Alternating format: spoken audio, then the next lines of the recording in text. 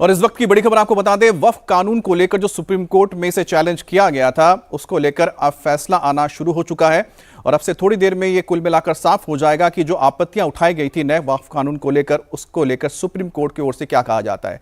सरकार की ओर से पक्ष रखा गया था। सरकार ने कह दिया था कि किस तरह से इस कानून को बदला गया है और ये असंवैधानिक नहीं है, यानी गैर असंवैधानिक नहीं है, संविधान के हिसाब से ही ये कानून आया था। वक्फ कानून पर सुप्रीम कोर्ट में फैसला आना शुरू हो चुका है।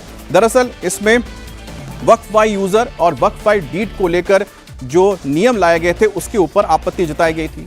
इसके अलावा जो सेंट्रल हो या फिर स्टेट हो, जो वक्फ काउंसिल बनता है उसमें जो मेंबर्स होते हैं उसको लेकर सवाल उठाया गया था कि इसमें कोई भी गैर मुस्लिम समुदाय का व्यक्ति ना हो।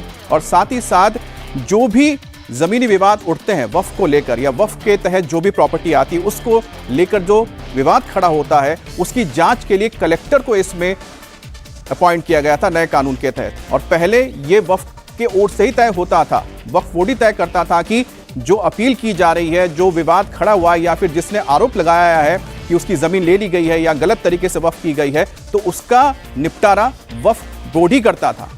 तो कुल मिलाकर ये 3 अहम मुद्दे हैं जिसको लेकर सुप्रीम कोर्ट में याचिका दायर की गई थी, जिसके ऊपर अब फैसला आना शुरू हो चुका है। जिन्होंने याचिका दी थी उन्होंने कहा था कि जो कानून बना है वो संवैधानिक नहीं है। और अतुल भाटिया से बात करते हैं। अतुल, आपके पास अभी तक जो रुझान आ रहे हैं या फिर जो फैसला आना शुरू हुआ है उसमें क्या बातें निकलकर सामने आई है, क्या कह रही है कोर्ट?